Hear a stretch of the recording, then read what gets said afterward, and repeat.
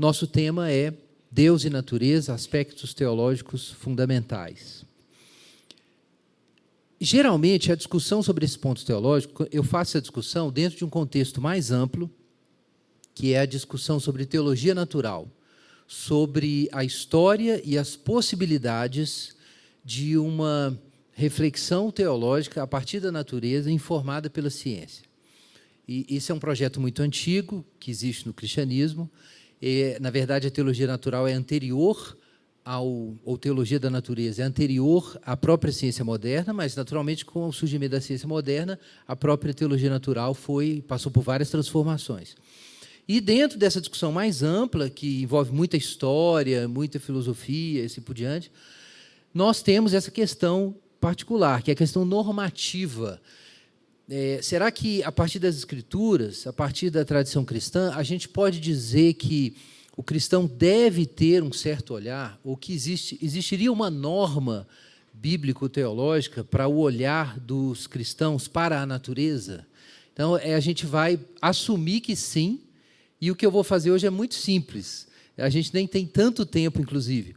Eu vou apresentar de forma sintética 5 pontos que eu acredito que são normativos, ainda que muita discussão possa e deva ser feita ao redor desses 5 pontos. Então, eu não quero também ser dogmático sobre isso, mas eu acredito que existem pelo menos esses 5 pontos que têm força normativa e que podem iluminar nosso olhar sobre natureza e ciência. Então, nós vamos falar sobre esses 5 pontos hoje, de forma bem sintética. Eles são, em primeiro lugar, as condições cognitivas para a teologia natural. Segundo, sentido e interpretação da realidade. Terceiro, a ideia de causalidade. Quarto, ideia de estrutura. E quinto, ideia de direção. Na medida que a gente for avançando, eu acho que vocês vão ter um quadro do que significam cada um desses 5 pontos. Então, nós vamos começar falando sobre as condições cognitivas da teologia natural, ou da teologia da natureza, que é esse olhar para a natureza sob a luz da fé cristã, ou com óculos da fé cristã. Então, em primeiro lugar, a gente precisa mencionar, obviamente, imago Dei. O homem foi feito à imagem de Deus, e isso é a base de toda a possibilidade de uma teologia da natureza cristã. Então, o homem pode conhecer a Deus, a si mesmo e o mundo, porque ele foi feito à imagem de Deus. Então, sendo a imagem de Deus, ele está posicionado de um modo especial em relação ao mundo. Isso significa que ele pode se localizar em relação ao mundo, por isso ele tem um mundo, diferentemente de outros entes, e ele pode distinguir claramente entre Deus e o mundo e, consequentemente, ele corre o risco, e isso a gente é um ponto das Escrituras, ele corre o risco de pecar exatamente nesse ponto, ao estabelecer essa relação, compreender a relação entre Deus e o mundo. A racionalidade humana, esse é um outro ponto clássico da fé cristã, é analógica em relação à mente divina. Então, a gente não pode pensar exatamente os pensamentos de Deus, mas a gente pode pensar com Deus. Por que a mente é analógica? Porque o homem foi feito à imagem de Deus, a mente humana, de algum modo, é analógica em relação à mente divina. Então, é possível que o homem pense a respeito da realidade de um modo semelhante a Deus. Sendo semelhante a Deus, ele pode pensar o mundo de modo semelhante a Deus. Não idêntico, como eu disse, mas semelhante. Então, a imago Dei é a base dessa compreensão.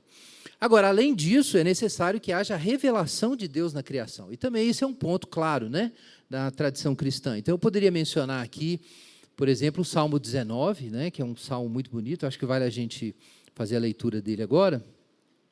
É um dos textos, assim, das declarações clássicas a respeito da revelação de Deus na criação e na Escritura. Os céus proclamam a glória de Deus e o firmamento anuncia as obras das suas mãos.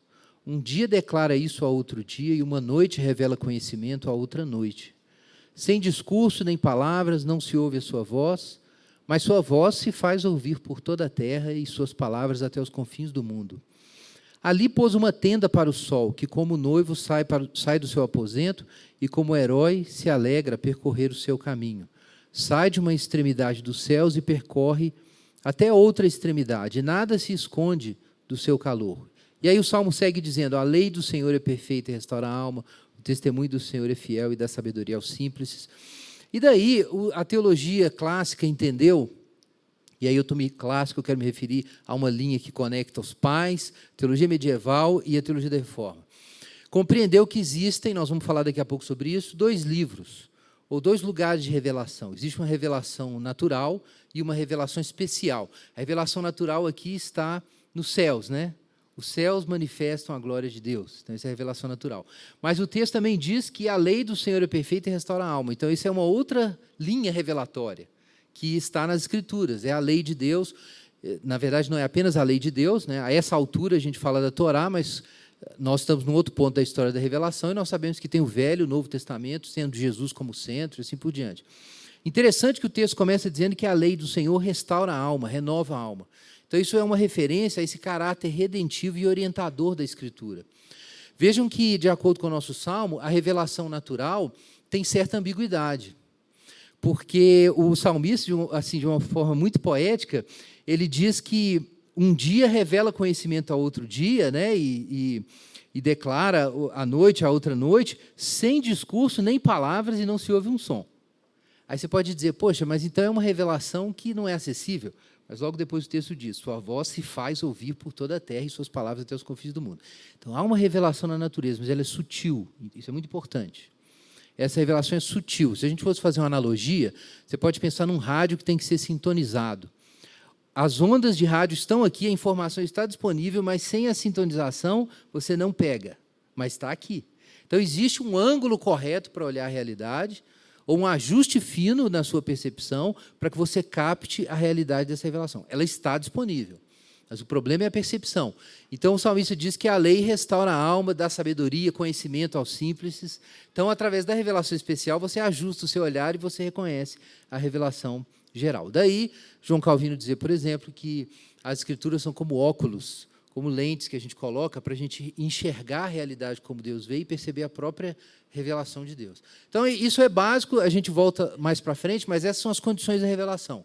Imago Dei e a realidade da revelação. Mas o problema é que existe a queda na narrativa bíblica. A estrutura básica da revelação cristã é criação, queda e redenção. Então, a gente precisa falar de queda. Existe pecado no mundo, o homem está alienado de Deus, uma alienação radical, não são só atos cometidos contra a lei de Deus, mas uma alienação existencial em relação a Deus, uma negação do próprio Deus, uma afirmação de autonomia. Daí que, por exemplo, Romanos 1:18, que fala sobre essa revelação natural também, fala a respeito de como o pecado corrompe essa revelação. Então, Romanos 1:18 em diante diz que os homens suprimem a verdade por causa da injustiça. A ira de Deus está revelada no mundo por isso. Porque os atributos invisíveis de Deus, veja que a invisibilidade está aí, né? Os atributos invisíveis de Deus, tanto seu eterno poder como a sua divindade, claramente se entendem desde o princípio do mundo, sendo percebidos por meio das coisas que foram criadas. Então, isso é uma afirmação do Novo Testamento, da mesma coisa que a gente tem no Velho. E aí diz Paulo, tais homens são por isso indesculpáveis, e aí veja o problema, porque tendo conhecimento de Deus, não o glorificaram como Deus, nem lhe deram graças. Então, eles recusaram a adoração. E mais, aqui é o nosso ponto. Antes se tornaram nulos em seus raciocínios, obscurecendo-se-lhes o coração insensato, inculcando-se por sábios, tornaram-se loucos e mudaram a glória do Deus incorruptível em semelhança de imagem de homem corruptível, bem como de aves, quadrúpedes e répteis, e por isso Deus os entregou às concupiscências do seu coração, e aí segue o texto. Então, o que nós temos ali? Que a queda do homem envolveu uma recusa de um conhecimento disponível, então o homem sabe que existe a revelação de Deus, mas ele recusa essa revelação, e ele faz mais, ele precisa corromper seus padrões de pensamento para divinizar coisas criadas, ou criar deuses substitutos. Então, a gente chama isso de efeitos noéticos do pecado. É que, como parte da revolta do homem contra Deus, está o envolvimento da mente, do entendimento, em que o homem oblitera, por causa de uma má vontade radical, existencial, ele distorce ou ele desmonta a sua capacidade de percepção. E ele suprime o conhecimento de Deus. Então, isso são os efeitos noéticos, do grego nous, que significa mente. Então, efeitos noéticos, a gente sempre diz isso, né? Piada velha. Não tem nada a ver com Noé, tem a ver com nous, mente. Então, são os efeitos do pecado no entendimento humano. A gente vai citar agora outros textos que falam sobre esses efeitos noéticos do pecado.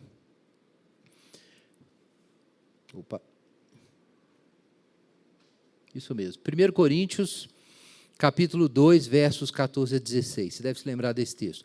O homem natural, o termo aqui é o homem psíquico, né? Psiquikoi.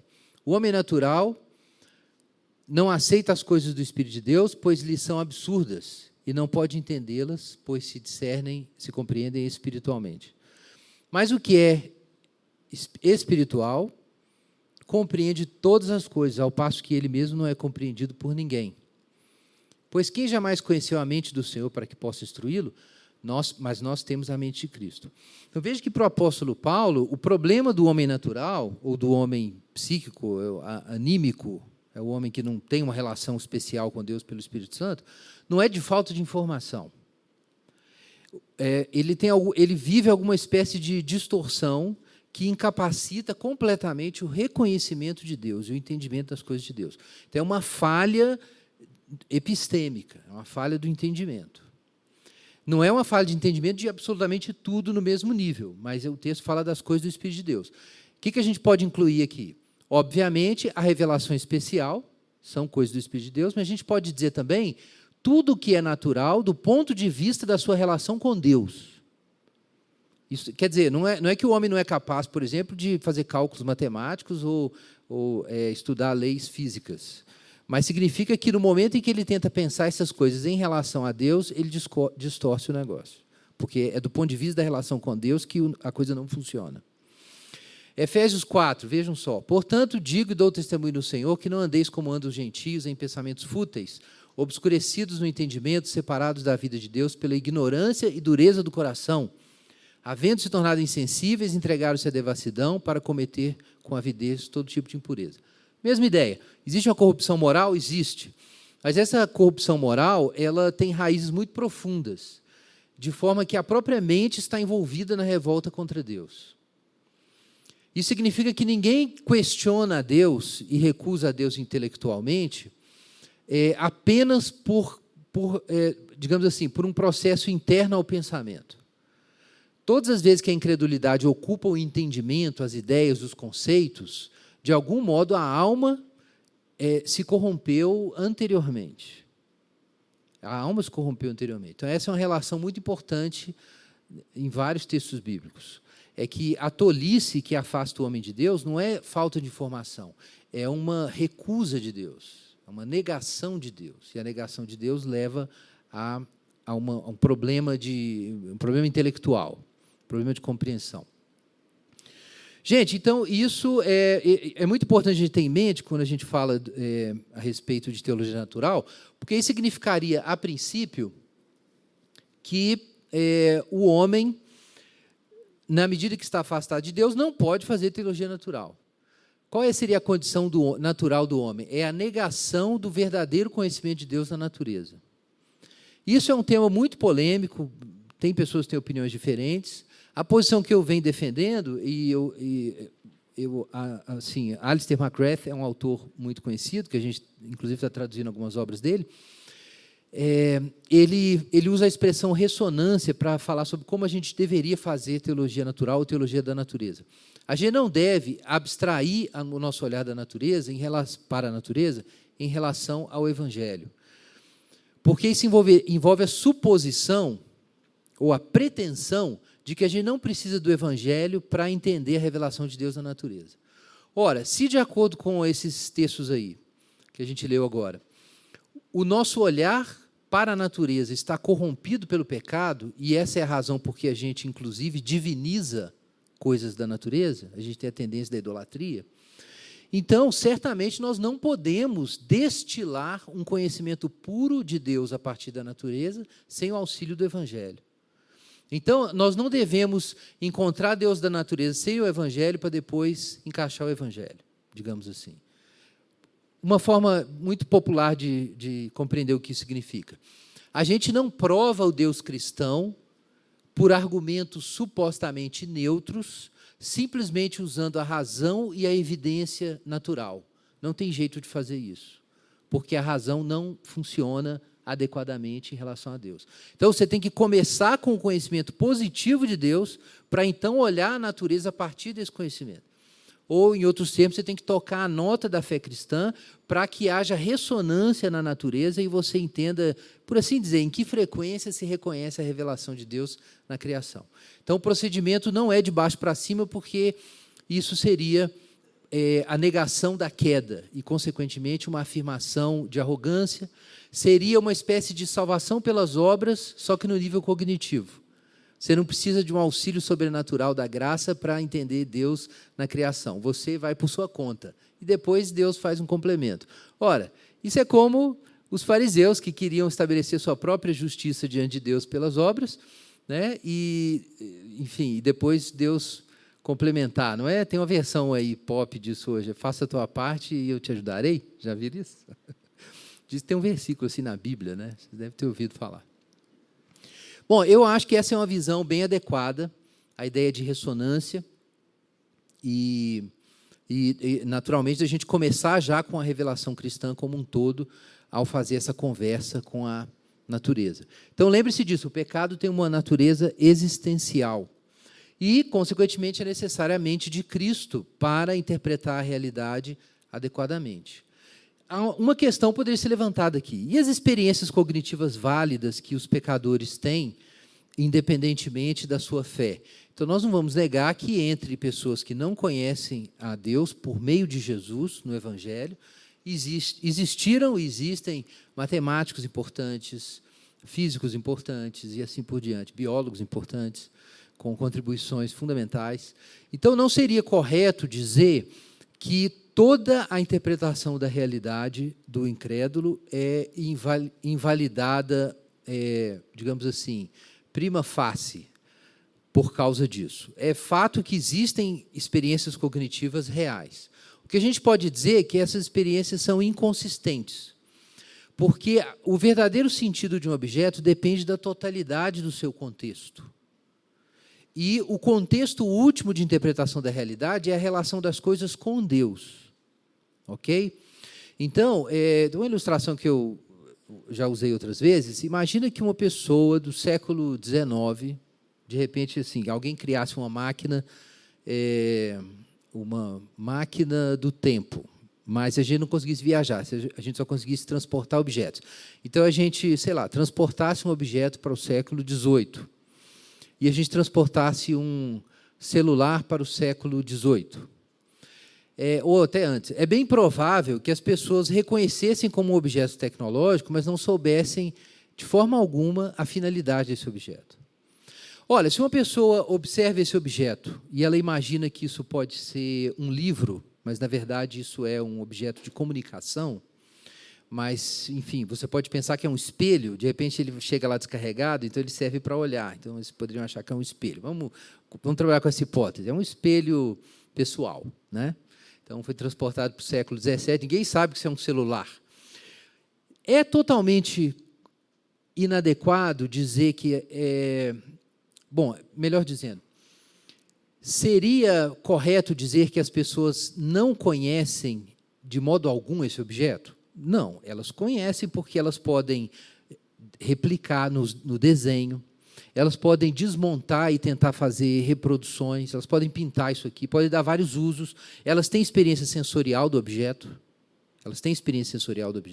elas podem perceber que existe uma beleza no design e, de repente, até mesmo acessar algo do insight estético do designer do século XXI, que desenvolveu o produto. Mas eles não compreenderão que esse objeto é um objeto comunicacional. Eles não entenderão isso.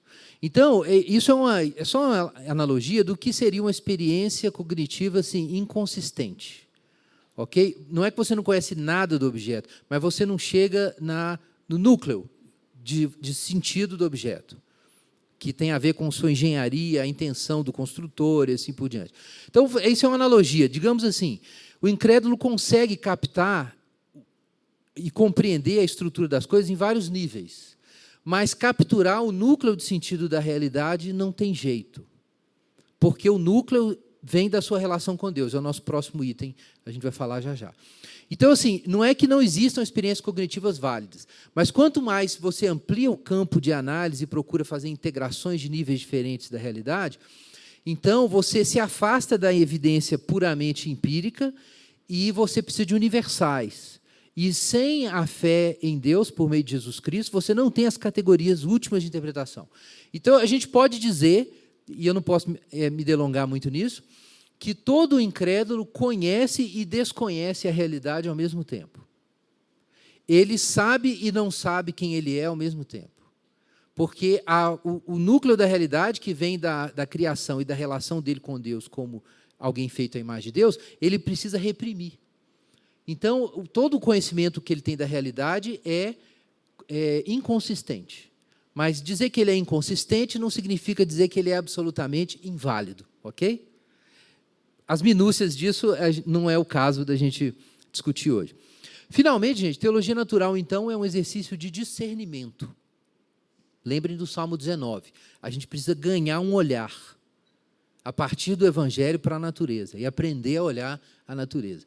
Eu vou citar aqui um trecho que, obviamente, vocês conhecem. É quando Jesus diz: olhai os lírios do campo. Eles não trabalham nem fiam.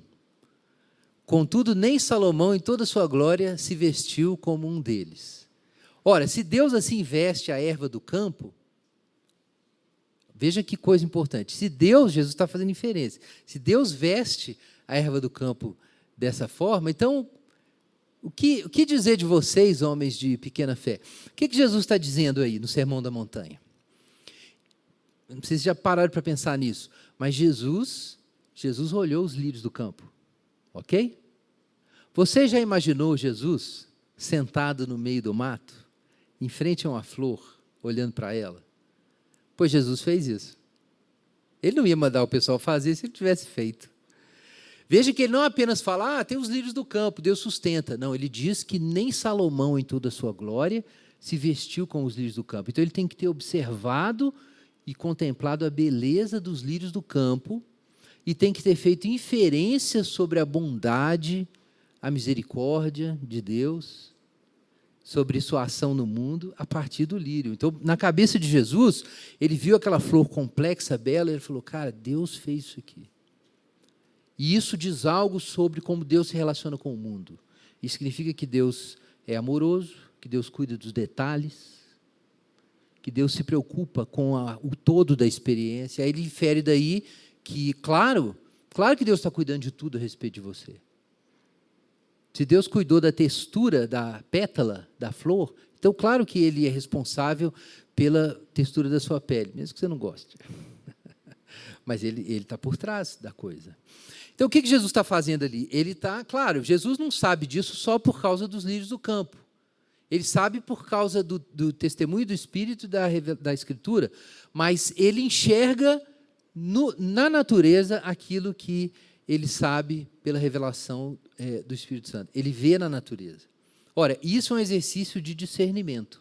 É você não ver a natureza como um fato opaco e neutro, sem significados divinos.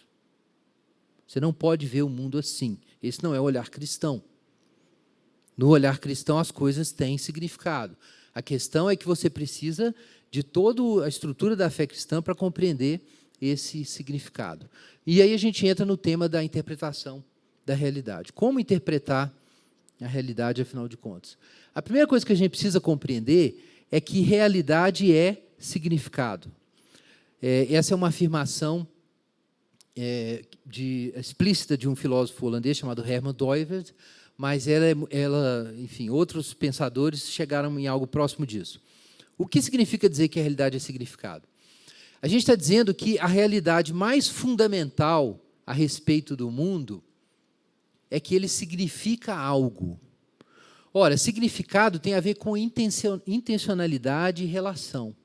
Um gesto significa algo, uma palavra significa algo.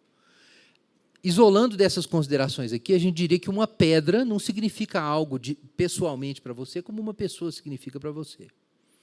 Agora, quando a gente diz que a realidade é significado, a gente está dizendo que tudo no universo, inclusive as pedras, existem por uma razão. A razão é anterior às próprias coisas. Isso é muito diferente do naturalismo, que vai dizer que as coisas não têm sentido. Elas não estão aí por uma razão.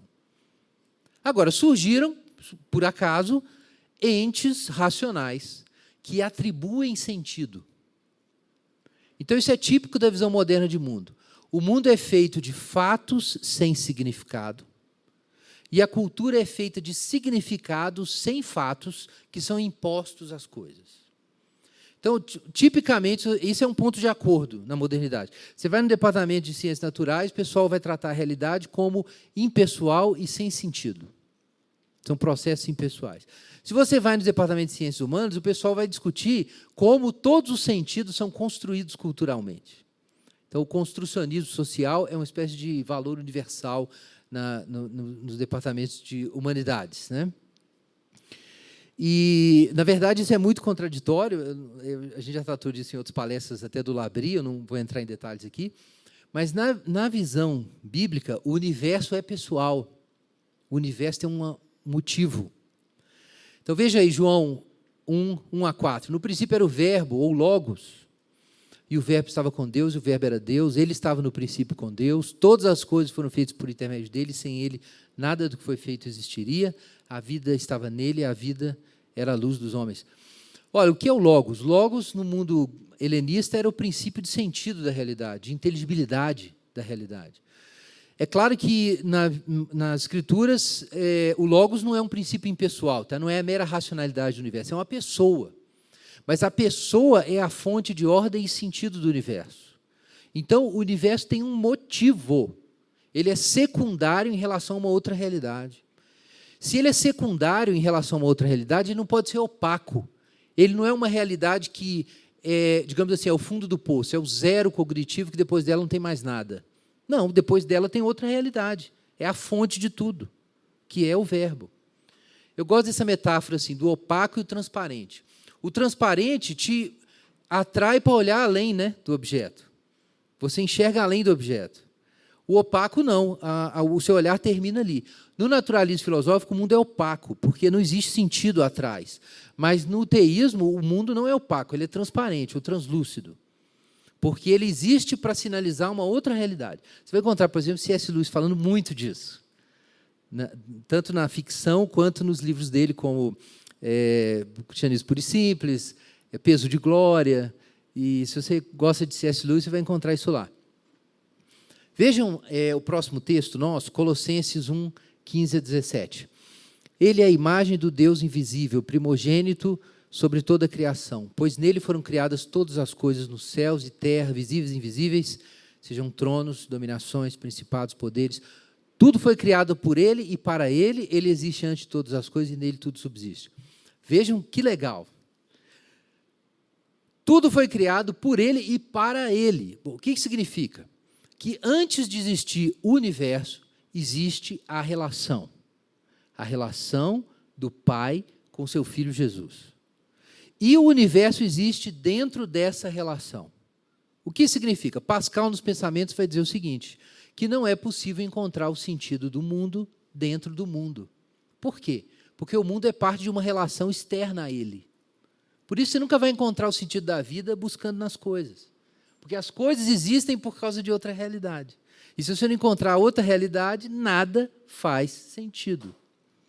É o que você tem em Eclesiastes, por exemplo. Salomão lá tentando achar o sentido nas coisas. Não tem. Não tem. O mundo não tem sentido internamente. E o sentido dele está dentro dessa relação. Se você não entrar nessa relação, é um mistério. E você não entra no núcleo da realidade, na fonte de sentido da realidade. Agora, veja, se o mundo existe por causa da relação, então a substância do mundo é o quê? Sentido. O mundo é transparência, o mundo é uma revelação. Então, a categoria última de explanação da realidade não é, por exemplo, a matéria. Não pode ser, porque a matéria existe por outra razão. Então, ela não pode ser a explicação final. Você chegar na física das coisas, você não tem uma teoria de tudo, né? para os físicos aí de plantão. Você não tem uma teoria de tudo estudando física. Você tem uma teoria de tudo que é físico, mas de tudo, não. A teoria de tudo está fora do mundo. A teoria de tudo só Jesus e o Pai conhecem e, naturalmente, os amigos e os irmãos de Jesus, né?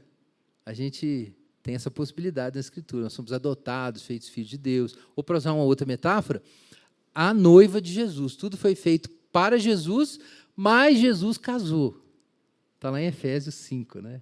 Ou Jesus está casando. Então, a noiva vai participar do que ele participa. É uma discussão teológica, mas ela é importante, porque ela tem uma implicação a respeito de como a gente vê as ciências.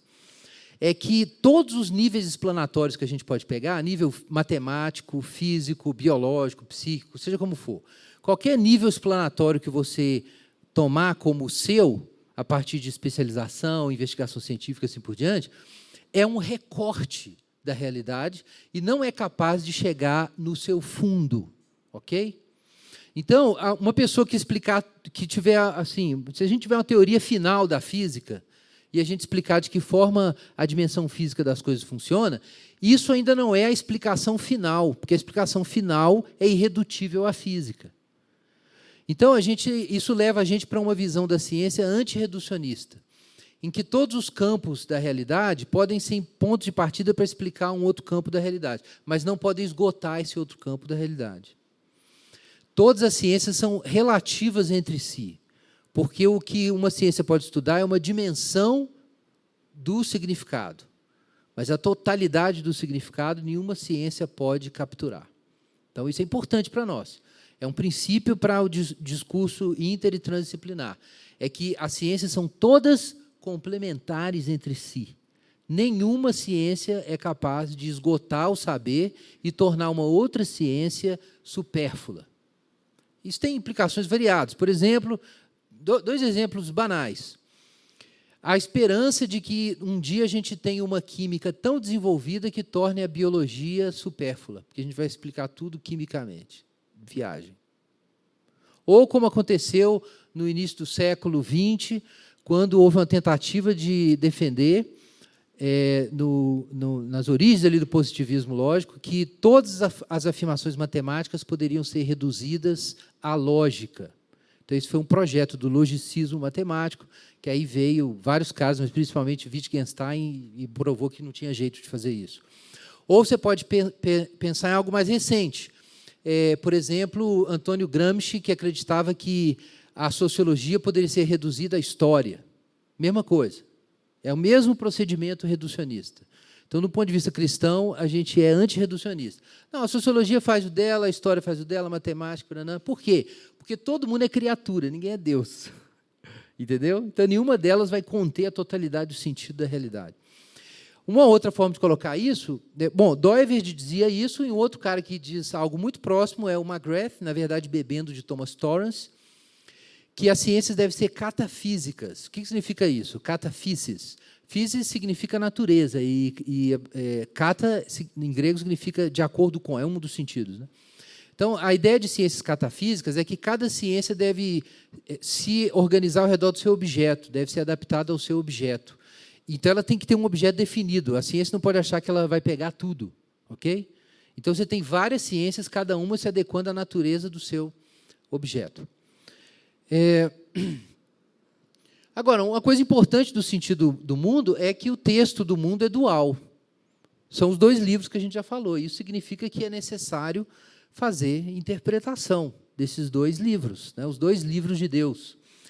E isso é uma coisa muitíssimo interessante na tradição cristã. É como a linguagem dos livros foi empregada extensivamente. Então, Orígenes, por exemplo, falava que todas as coisas, Orígenes é século III e IV, século III, todas as coisas na categoria visível podem ser relacionadas à invisível, as corpóreas, as incorpóreas e as manifestas ocultas. Então, enfim, são os dois livros.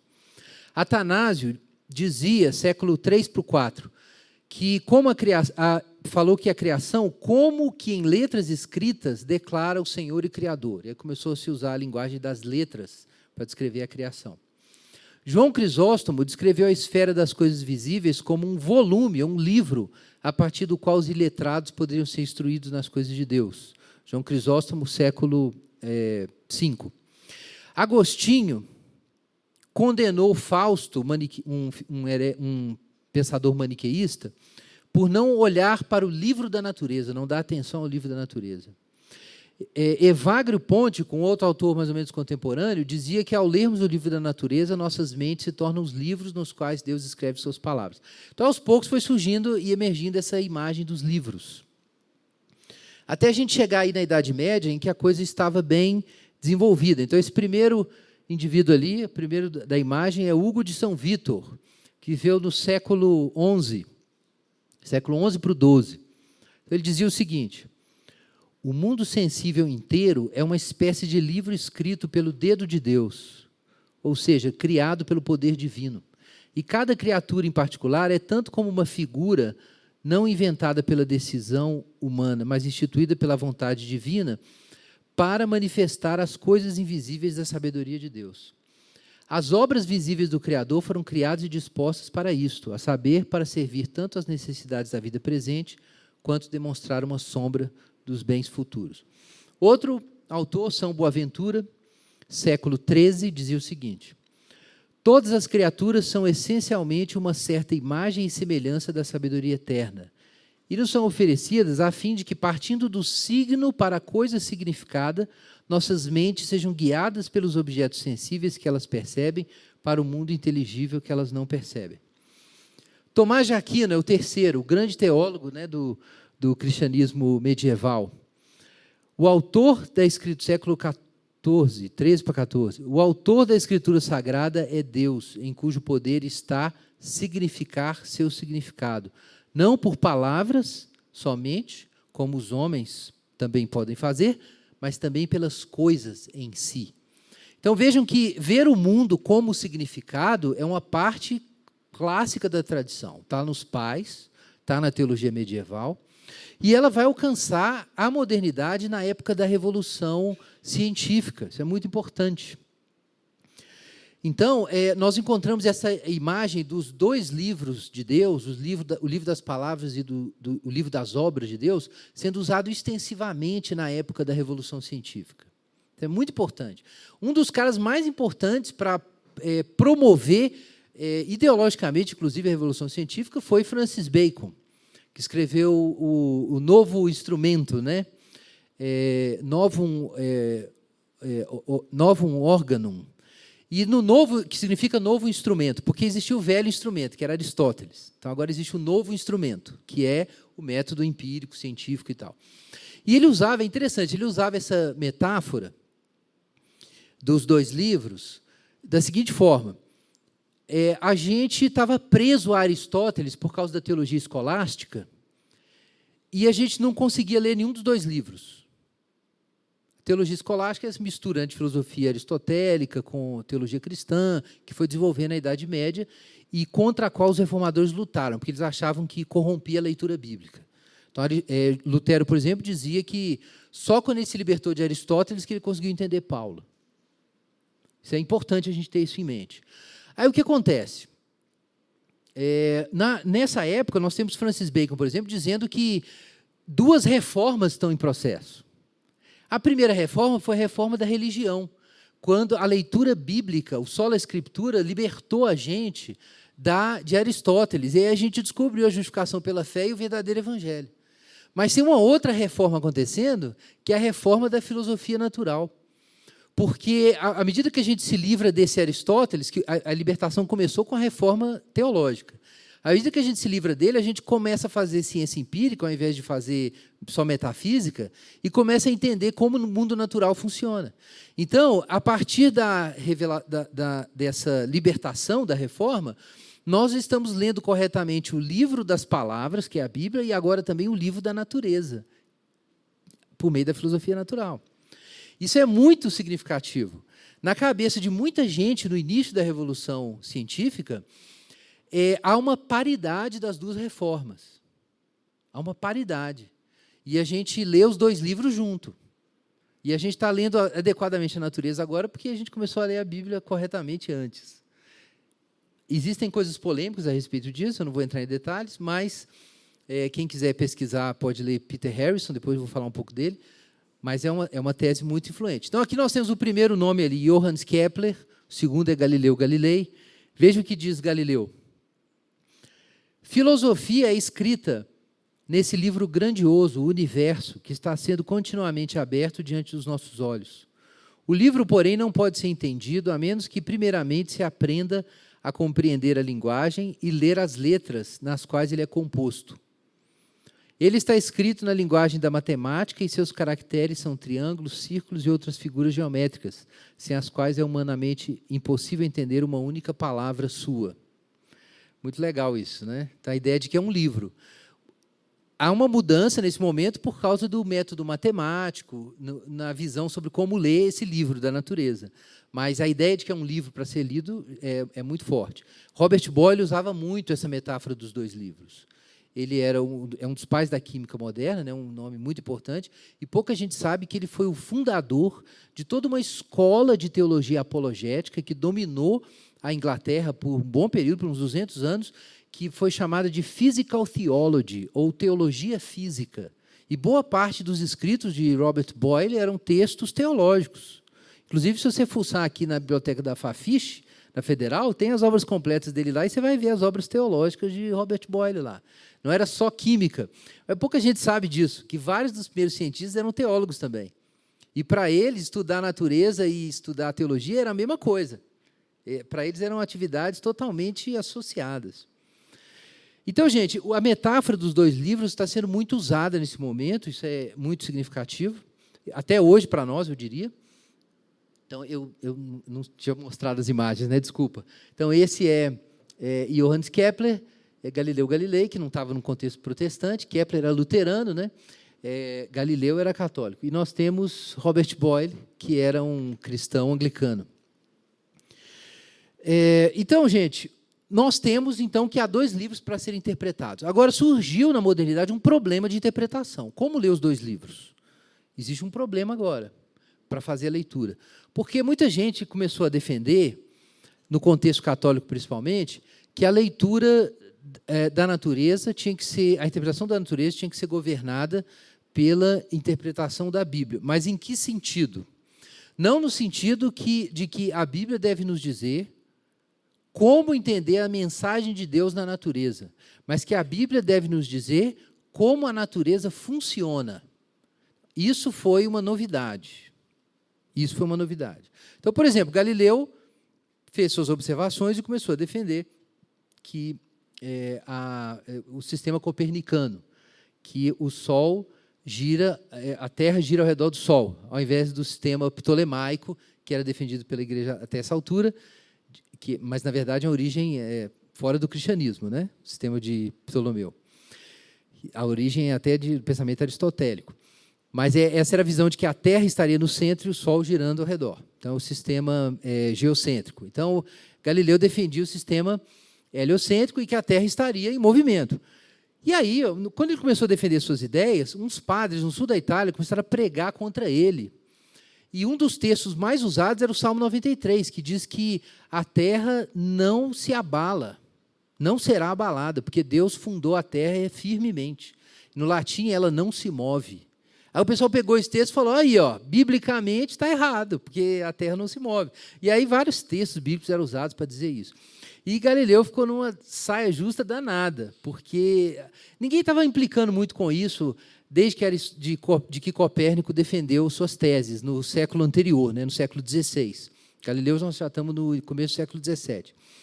Ninguém tinha criado muito caso com isso, mas o Galileu, ao contrário de outros autores e pensadores, defendia que, na verdade, as nossas teorias científicas são explicações realistas do mundo e não modelos teóricos. A Igreja Católica deixava você usar um modelo heliocêntrico, desde que você não dissesse que o mundo real é assim, é só um modelo. Quando Galileu falou, não é só um modelo, o mundo é assim, a realidade é assim, aí deu problema. O negócio ficou feio. Ainda mais que ele começou a dizer que o jeito certo de interpretar a Bíblia não era da Igreja. Gente, isso é uma história muito longa, eu não posso me detalhar, isso é um tema de uma outra palestra que a gente já deu, na ABC2, Mas aqui nós temos um momento crítico em que Galileu precisa tomar providências a respeito, e ele escreve a carta à duquesa Cristina de Toscana, em 1614, em que, na verdade, o resultado de umas discussões que foram feitas lá com ela e outros amigos. E ele escreveu essa carta, depois de ter outros esboços anteriormente, outras cartas, em que ele defendeu que a interpretação da Bíblia não deve ser literalista. O que ele quis dizer com isso? Que a gente não deve pensar que a Bíblia traz afirmações científicas ou afirmações de filosofia natural, mas afirmações sobre a relação de Deus com a natureza.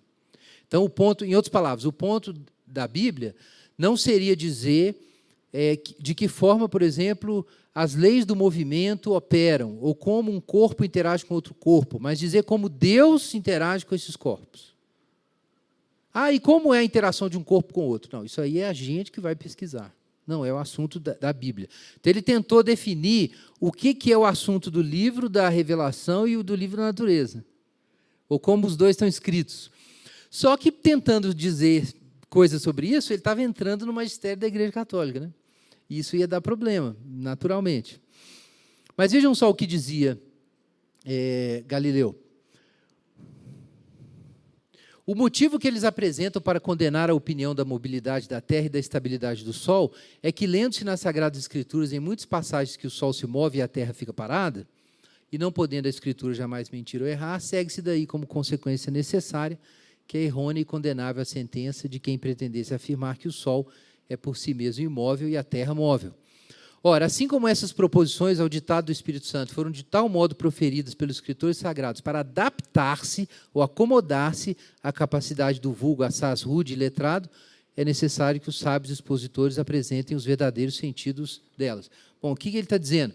Está dizendo que o Espírito Santo se adaptou aos ouvintes ao comunicar o texto. Então, por exemplo, quando a Bíblia diz que o Sol e a Lua pararam no céu, ela não estava querendo dizer que, já que a Bíblia diz que eles pararam no céu, isso significa que eles estavam girando e a Terra imóvel.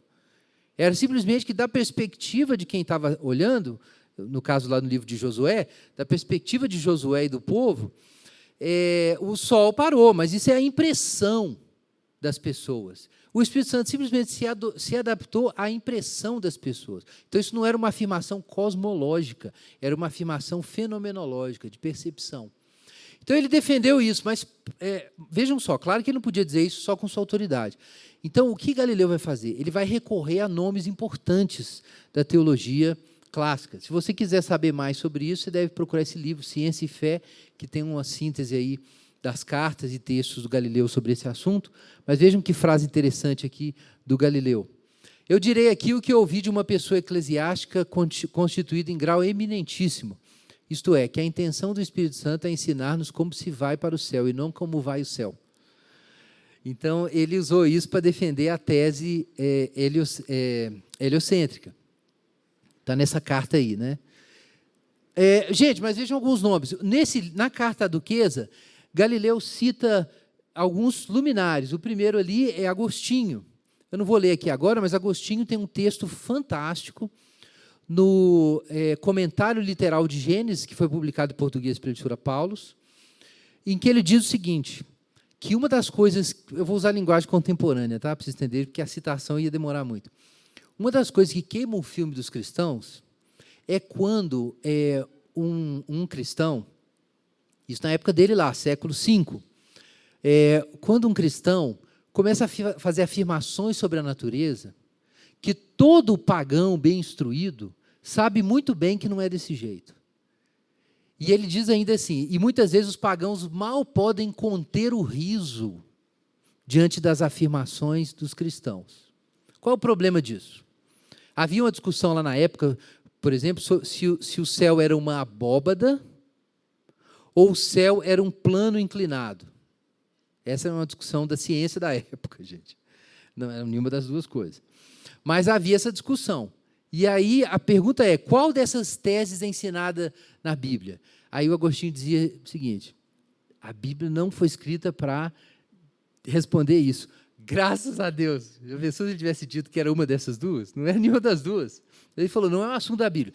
Mas seguindo, ele diz o seguinte, que muitas vezes falando bobagens a respeito da filosofia natural, o que esses cristãos poucos sábios fazem é manchar o nome e lançar no ridículo, diz Agostinho, os nossos autores sagrados, como se fosse deles a responsabilidade por essas bobagens.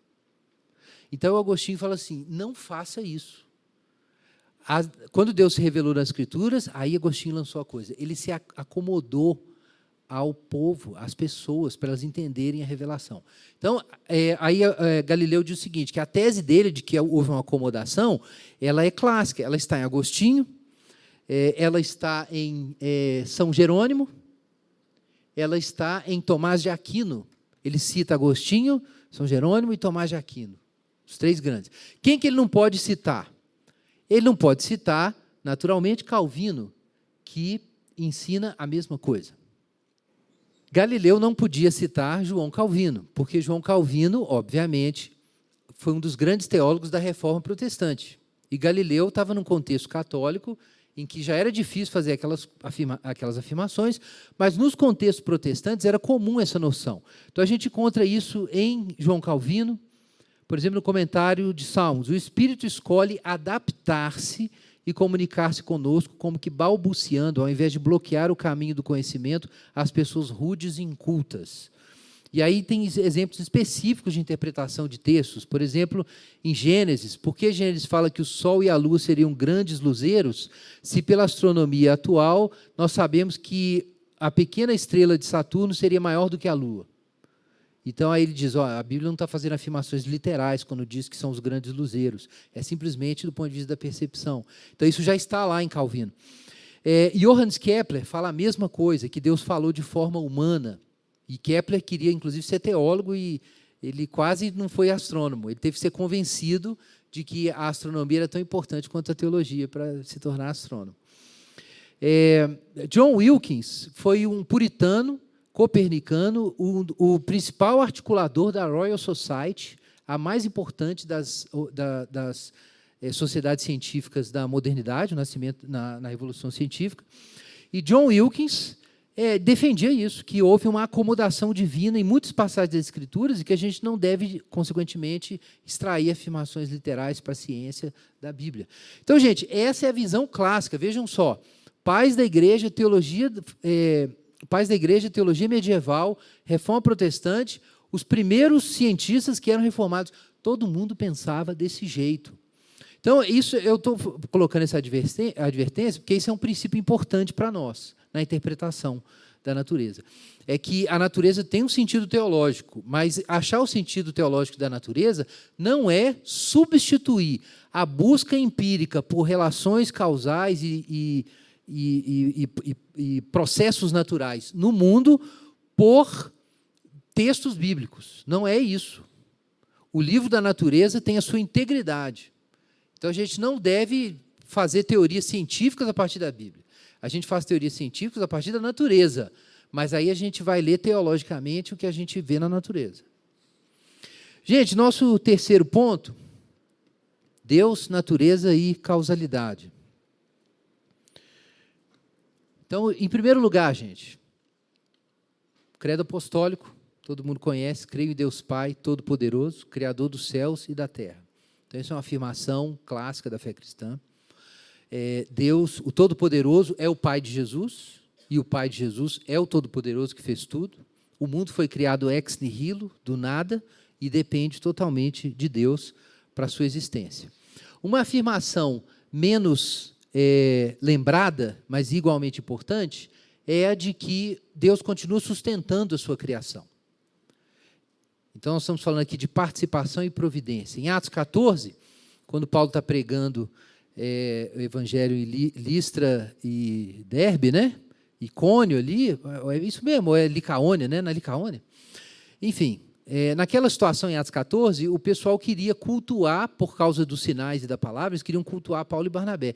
Eles recusam isso e o Paulo diz que, primeiro, o Deus vivo, que fez a terra, o mar e tudo que existe neles, dá testemunho de si mesmo, fazendo o bem, dando chuvas do céu e nos fartando de mantimento, enchendo o coração de alegria.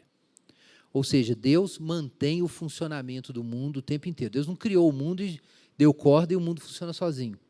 Choveu hoje, Deus mandou a chuva. Houve estação frutífera, Deus mandou.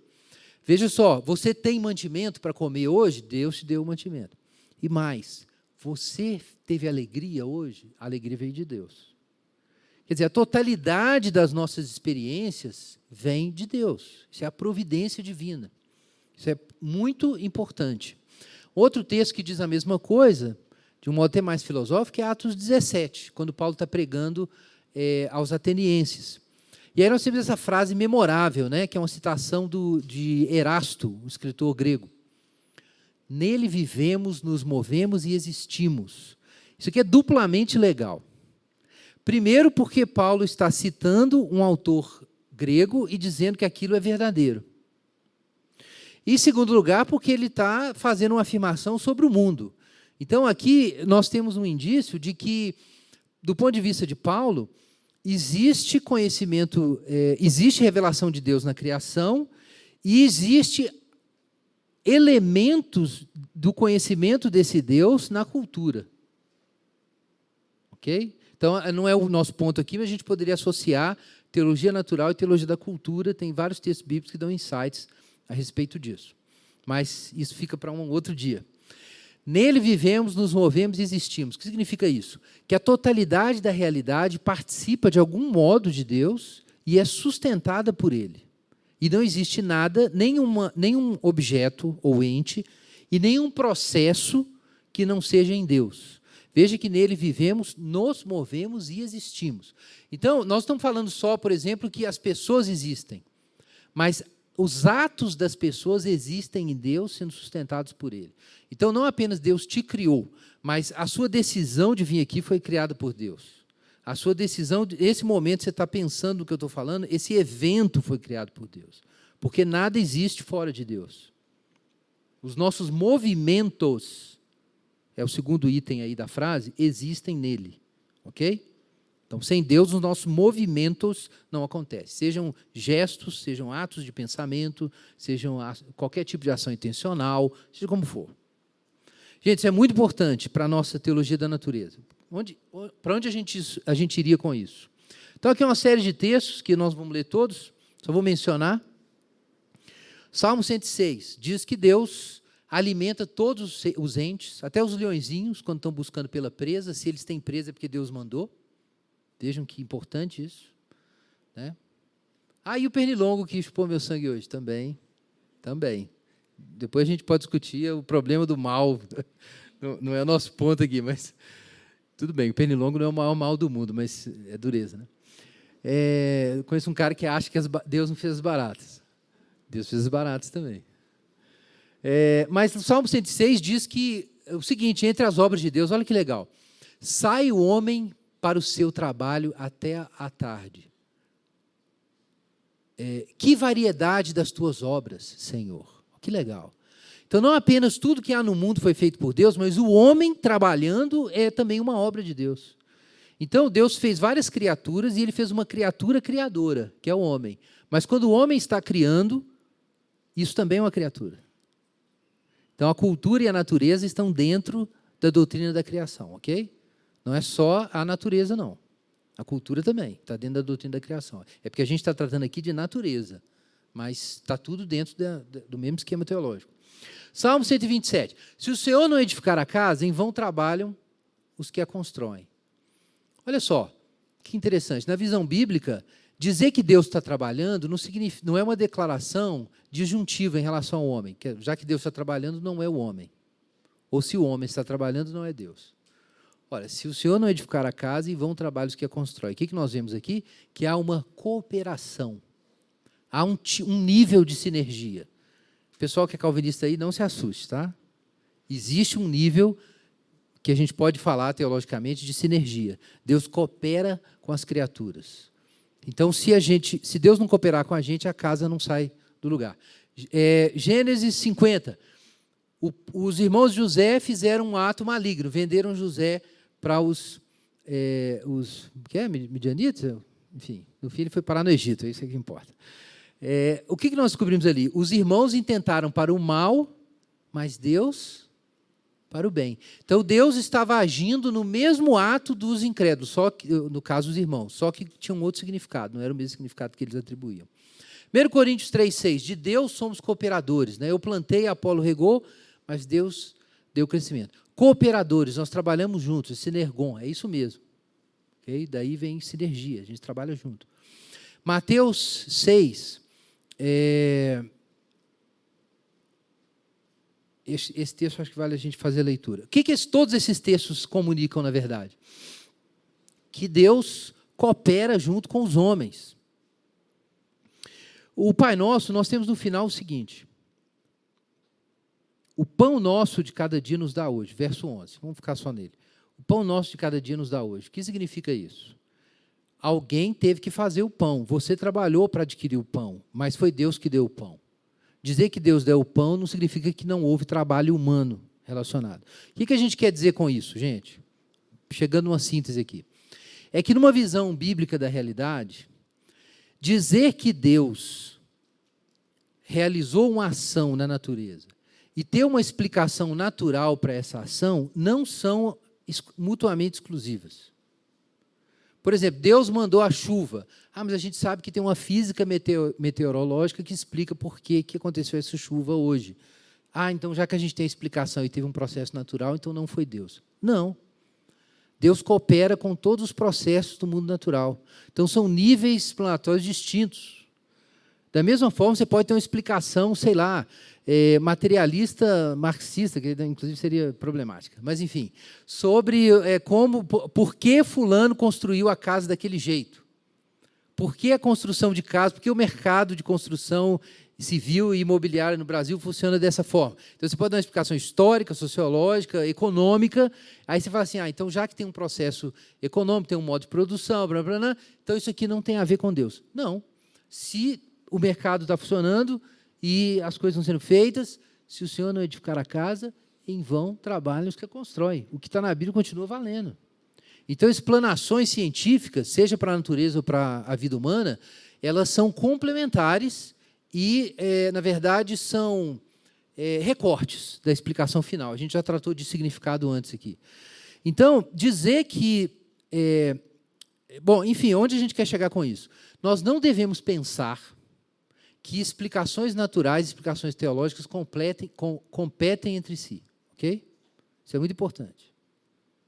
Isso tem uma implicação direta para um ponto assim, que eu só vou mencionar. Tá? E a história disso não é o assunto hoje. Eu só vou mencionar. O ponto é o seguinte. Houve uma discussão antiga que era o seguinte, eu vou só citar aqui. A turma pensava que o mundo, de algum modo, isso no mundo antigo, né, era uma emanação da divindade. E a estrutura do mundo a gente pode inferir por metafísica, porque pelo pensamento metafísico a gente sabe como é o ser e, consequentemente, tudo que procede do ser a gente deriva. Então, a gente não precisa fazer investigação empírica, a gente só faz filosofia. Ok? E a investigação empírica é só confirmatória ou ilustrativa. Então, isso era a visão grega. Sem o cristianismo, particularmente a Revolução Científica, a Reforma Protestante, isso não teria entrado em colapso, essa visão. Quando o pessoal começou a duvidar do racionalismo, começou a pensar o seguinte, olha, se a gente não pode derivar de uma especulação sobre a natureza do ser, a estrutura do mundo, porque Deus fez o mundo com liberdade, o mundo não é uma emanação de Deus, é uma criação de Deus, então o único jeito de saber qual a estrutura do mundo é estudando o mundo. A metafísica não vai dizer o que o mundo é. Então, o pessoal se livrou do racionalismo para o teísmo, voltou, né, digamos assim, para uma visão teísta criacional. Agora, tem um extremo da visão de criação que chama ocasionalismo, que é o seguinte, não existe ordem natural. Deus simplesmente cria as coisas diretamente. Então, por exemplo, você bateu numa bola de bilhar na mesa e essa bola bateu em outra bola, e aí você pensa que teve uma relação de causalidade, né, que conectando os dois movimentos. O que os ocasionalistas diziam? A natureza é tão impotente que não existem forças causais na natureza. Tudo que existe é criado por Deus diretamente. O que isso significa? Que Deus simplesmente criou a bola com um certo movimento e depois criou a outra bola com outro movimento, mas não havia uma relação causal entre as bolas. Deus simplesmente justapôs os dois eventos, nos dando a impressão de que um causou o outro. Simplesmente isso. Isso chama ocasionalismo. Não existiriam processos naturais. Existiam fatos que Deus colocou, como se fosse um Lego assim, histórico, que ele foi montando. Aí, quando você olha, você acha que uma coisa provoca a outra. Né? Então, por exemplo, que o capitalismo levou às revoluções burguesas. Né? Aí você fez uma ligação de causalidade. Aí, o que o ocasionalista diria? Não, isso é impressão sua. David Hume. Isso é impressão sua. Não tem relação de causalidade nenhuma aqui. Isso é você que impôs isso à realidade. Gente, o que é importante ter em mente aqui? É que, para ter ciência, as pessoas tinham que acreditar em causalidade. Mas também tinham que acreditar que existe uma ordem organizando, assim, estruturando o mundo, e a ordem está nas coisas, está presente de algum modo nas coisas. Então, eu vou citar eu não vou fazer a citação agora, mas esse livro, é bom vocês saberem, Os Territórios da Ciência e da Religião, de Peter Harrison, foi traduzido e é um dos próximos lançamentos do projeto ABC2. E vocês vão encontrar ali uma explicação muito interessante de como houve um debate dessas ideias, né? Racionalismo, ocasionalismo, deísmo, e como, na verdade, um equilíbrio muito delicado foi necessário para que a ciência, o pensamento científico funcionasse adequadamente. Bom, mas depois a gente fala mais sobre isso. Milagres. Assim, o que significa esse ponto 3, de causalidade? Significa, gente, que as duas afirmações são verdadeiras. A gente fala de causalidade horizontal e vertical, ok? Por que choveu? Tem uma linha horizontal de causalidade. Tem processos naturais, guiados por leis que Deus estabeleceu. Beleza. Mas, ao mesmo tempo, a gente pode afirmar que Deus causou a chuva. São tipos diferentes de causalidade, ok? Gente, como a gente chama isso, então? É de sobrenaturalismo integral. Tá? O que é sobrenaturalismo integral? A gente está querendo dizer o seguinte, que a natureza, para a gente afirmar que existe o sobrenatural, a gente não precisa negar que existe o natural. Muita gente pensa que crer em Deus significa negar que a natureza tem poderes causais e uma estrutura própria. E, por isso, na cabeça de muito cristão, a ciência não encaixa. Por exemplo, existe uma forma biológica complexa. Não, Deus tem que ter criado isso diretamente, porque se teve um processo natural, não foi Deus. Então, aí eu perdi minha fé. Bobagem. Ok? O sobrenaturalismo, na sua forma clássica, significa que o sobrenatural não é que ele não anula o natural. Quando o sobrenatural se manifesta, o natural não é cancelado. O sobrenatural transcende o natural. Então, tudo que é natural é sobrenaturalmente mantido, e quando um milagre acontece, esse milagre é uma transcendência das leis naturais, e não a sua violação, a sua quebra ou a sua suspensão. Ok? Então, eu estou jogando isso aqui, não dá para discutir muito. Mas um autor que vocês precisam ler para compreender o que seria isso, que a gente chamou de sobrenaturalismo integral. Milagres de C.S. Lewis. Esse livro é fundamental para todo mundo que está na faculdade, para quem não está também. Milagres de C.S. Lewis. Há discussões mais recentes sobre o assunto, mas esse é um clássico necessário para as coisas funcionarem. Ponto 4. Deus e ordem natural. Então, o que significa o nosso ponto 4? Em primeiro lugar, gente, que existe uma ordem coerente no mundo. A gente já leu esses textos de João 1:4 e Colossenses 1:15 a 17. João 1:1-4, né? Ou seja, que existe um logos, a partir do qual todas as coisas foram feitas. E, mais ainda, em Colossenses, aqui nós temos que tudo subsiste em Cristo. Eu gosto muito dessa expressão, sempre falo dela. O termo usado aqui para subsiste é o termo grego sinisteme, que significa que tudo se integra, se amarra. É daí que vem a palavra sistema. Então, a ideia é que Jesus é o ponto de integração das coisas. Daí que eu falei que, a partir de Jesus, você pega o sentido da realidade. Sem a fé em Jesus, você pode pegar um fio, mas você não entende o tecido. Ok? Jesus é o ponto de integração. É por isso que também Colossenses diz que todos os tesouros da sabedoria e do conhecimento estão nele. Aí você pergunta, como assim? Aí você vai procurar o cálculo diferencial integral no Novo Testamento. Não tem. Não tem problema. Isso é uma dimensão da realidade, é um fio que o pessoal puxou, mas se você seguir o fio até o fim, ele está amarrado em Jesus. Ok? Porque isso faz parte de uma teia de significado, contribui, de alguma forma, na tapeçaria, para criar o quadro final. E o quadro final é o que interpreta tudo. E diz, inclusive, por que esse fio, que é a estrutura da matemática da realidade, porque esse fio está lá. Então, é uma parte da visão bíblica também, e judaico-cristã, de que o mundo tem um sentido e ordem coerente. Agora, aqui há algo muito importante para a gente pensar. Os gregos tinham a noção de ordem cósmica. Noções de ordem cósmica surgiram em vários contextos culturais, especialmente no mundo grego. Mas a visão grega de ordem não era de palavra criadora ou de lei.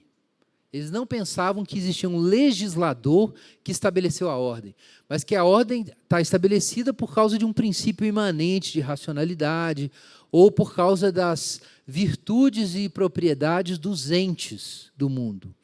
Então, eles viam de um outro jeito, eles não buscavam o que nós chamamos de leis naturais. Isso mudava completamente, gente, o jeito de pensar a realidade. Vou dar um exemplo clássico. Tá? Um dos maiores obstáculos teóricos para o avanço da astronomia, ali no comecinho da Revolução Científica, na aurora da Revolução Científica, era o pensamento grego.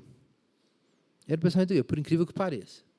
Porque os gregos, com essa ideia de derivar a ordem do mundo a partir de princípios abstratos, eles foram acumulando ideias sobre esses princípios.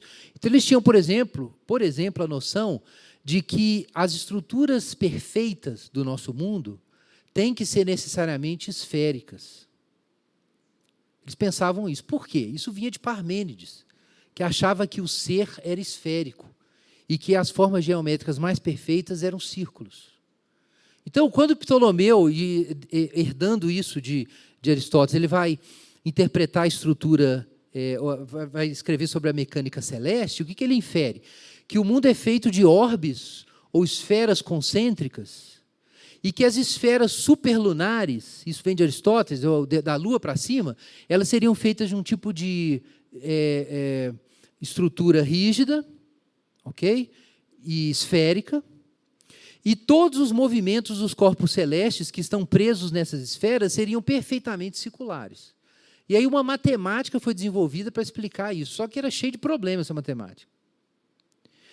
Quando é que o pessoal se libertou da tese de que os movimentos dos corpos celestes são circulares? Quando o pessoal se livrou de Ptolomeu e dessa visão que remonta a Aristóteles e a Parmênides de que as formas perfeitas seriam essas. Enfim, se Deus fez o mundo perfeito, os corpos celestes mais duráveis ou permanentes, que são superlunares, teriam que ter essas órbitas. Ora, Johannes Kepler, que era um luterano devoto, mostrou que as órbitas eram elípticas. Como que ele descobriu isso? Empiricamente. Quando ele decidiu construir a explanação matemática a partir da observação e não a partir de uma metafísica. Gente, isso é muito importante.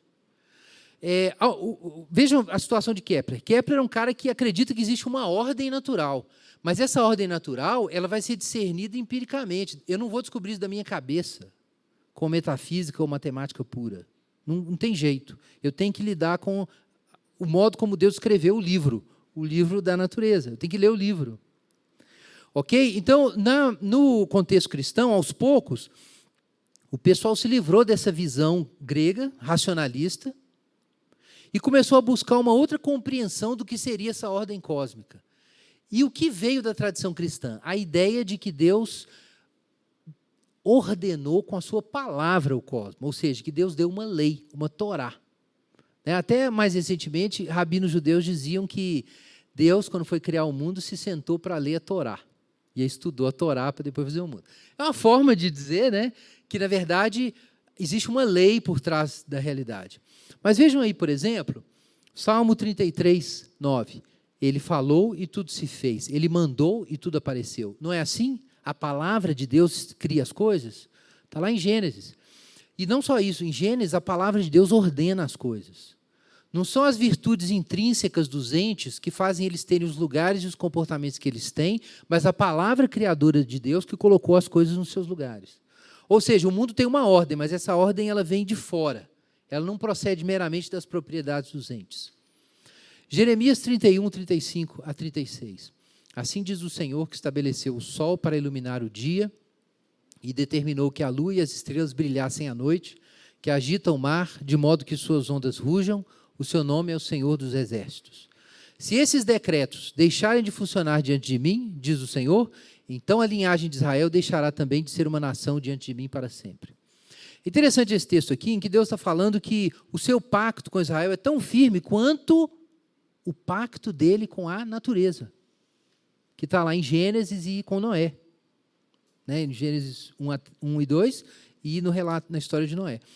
Então, o que significa? Que existem leis fixas, decretos que foram estabelecidos em relação à natureza. E para esses decretos deixarem de... Para os decretos do pacto com Israel deixarem de valer, aqueles outros decretos têm que deixar de valer também. Então, a ideia de que existe uma lei divina tem raízes bíblicas, uma lei divina por trás da ordem natural. E, curiosamente, o pessoal foi fazer a genealogia da ideia de lei natural e descobriu que essa é a raiz mesmo do conceito de lei natural. Então, aqui é uma autora, inclusive, que eu conhecia, a Lydia Jagger. Então, ela tem alguns livros sobre isso, e um deles a gente está ainda pensando se vamos traduzir ou não, é esse, O que os céus declaram, a ciência à luz da criação. Então, ela é cientista da área de física e também teóloga, professora de teologia, de origem alemã, mas trabalhando na França hoje.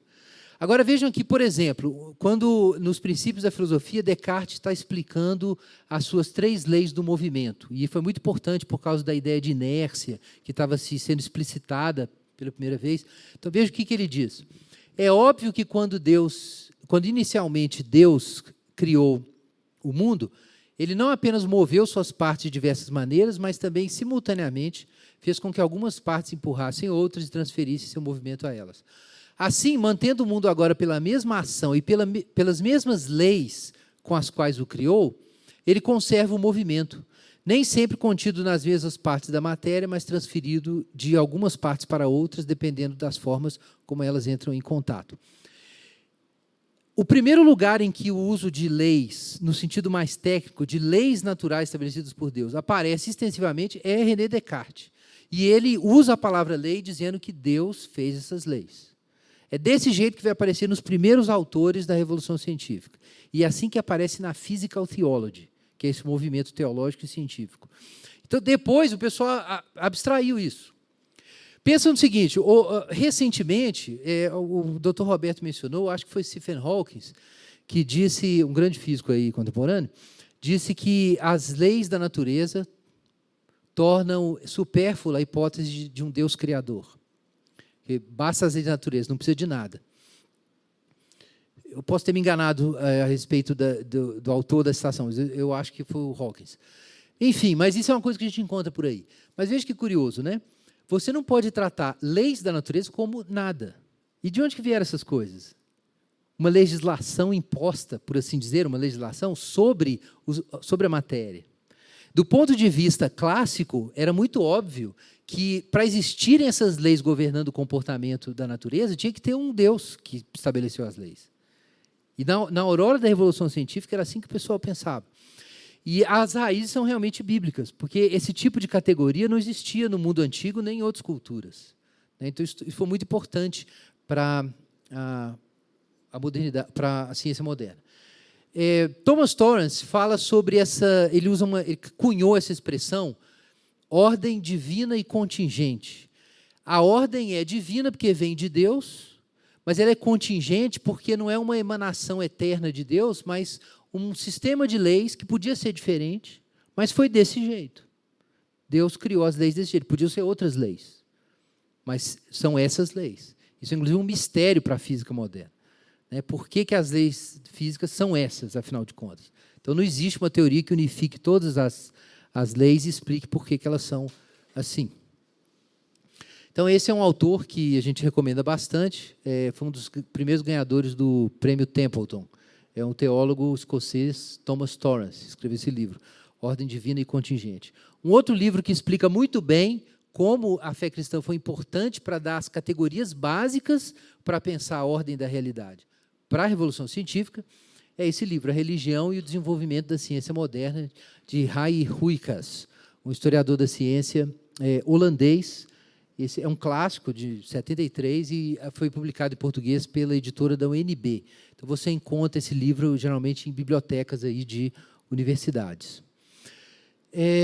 Gente, uma distinção só para informação, não é o nosso ponto aqui, mas Hermann Doivert fez uma contribuição importante quando ele destacou que a gente precisa distinguir entre leis da natureza e normas da ação. Então, isso seria uma das coisas que distinguiria ciências, do ponto de vista teológico, ciências naturais e ciências humanas. Embora para as ciências humanas todo sentido e ordem da vida humana seja uma construção cultural, de um ponto de vista teológico, o homem não constrói cultura sem uma ação ordenadora divina simultânea. Lembra do negócio da casa lá, do Salmo 127? Ninguém constrói casa sem a ajuda divina, ok? Então, o homem trabalha dentro de uma estrutura divina, ainda que ele crie. O que isso significa para nós? Que, para quem é das ciências humanas aí, faz parte de um olhar cristão para as ciências humanas buscar padrões normativos para as diversas áreas da vida, que podem ou não ser obedecidos.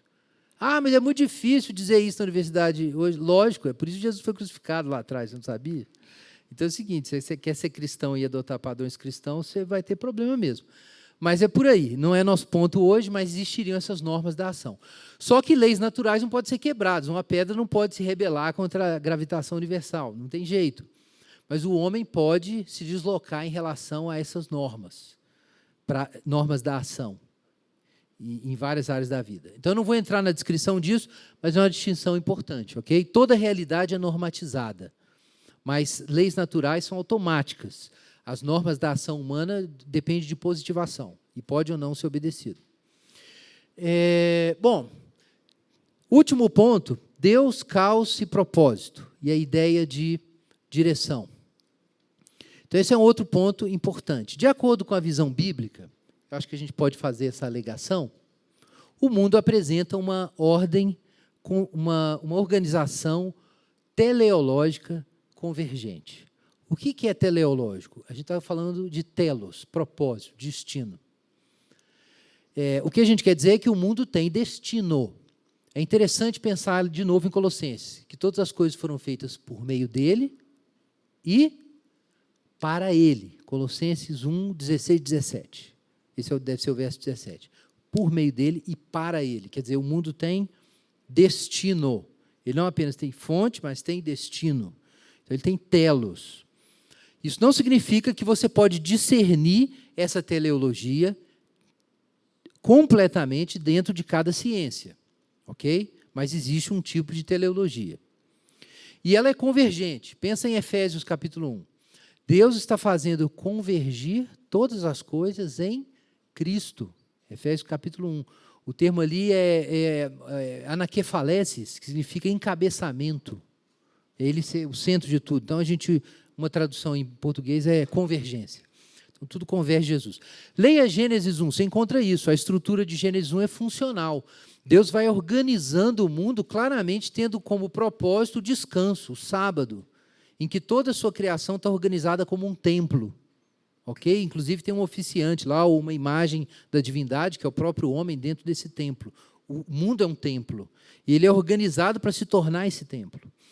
Então, isso incide sobre a nossa visão da natureza. E o que significa isso? A partir do cristianismo, sugere-se, então, para nós, que a gente leia o mundo teleologicamente. Isso significa que faz sentido para o intelectual cristão buscar ressonância nesse aspecto da teologia cristã. Quer dizer, existe evidência de convergência no mundo? Existe uma seta direcional na história natural do mundo? Então, isso é uma afirmação, enfim, tem implicações interessantes. Eu só vou mencionar aqui que, por exemplo, na biologia hoje, existe um grande cientista chamado Simon Conway Morris, que ele é o principal especialista hoje no mundo, numa área da biologia contemporânea, que é chamado de convergência evolucionária. E ele defende esse ponto, que nós temos evidências suficientes na natureza para dizer que a história biológica da Terra é direcionada, não é por acaso, nada é por acaso. Isso é diferente da tese do design inteligente, tá? Embora o design inteligente diga algo próximo disso também, mas é diferente. É uma tese distinta. Isso é assunto de outras palestras, mas o que a gente diria sobre isso? Que, do ponto de vista cristão, é interessante olhar sinais de convergência na natureza. Ou seja, de que as coisas se constituem com uma seta direcional, e a seta direcional é a imago Dei. Enfim, termina, numa ponta a gente tem encarnação, na outra a criação, né? Então tudo converge nesse sentido. Aqui vem uma questão: o caos contradiz essa organização teleológica?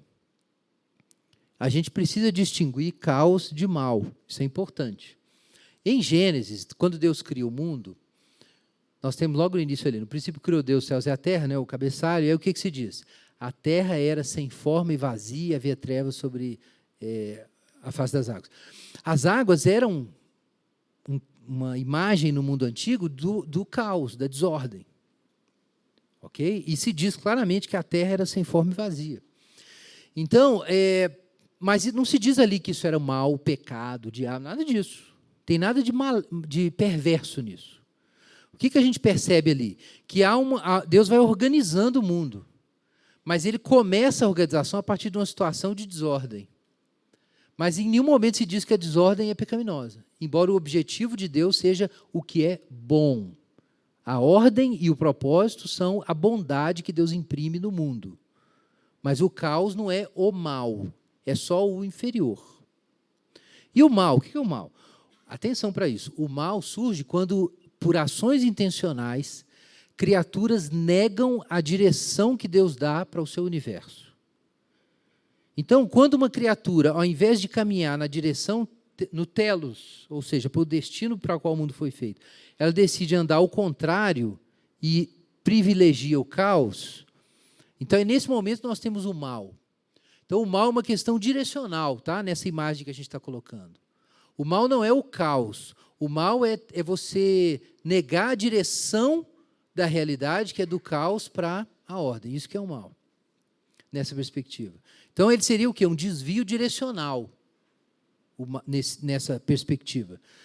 Isso é importante porque não faz sentido, de um ponto de vista cristão, imaginar que crer que Deus criou o mundo significa que tudo que existe no mundo que é resultado de caos, ou toda desordem que há no mundo, seja do diabo, ou pecaminosa, ou coisas assim, ou que seja maligno, ok? Nós não devemos fazer essa identificação. Deus pode ter usado processos aleatórios para criar o mundo como ele existe hoje? Sem dúvida nenhuma. Não tem nenhum problema com isso. Deus começou de uma situação confusa e foi organizando. Okay?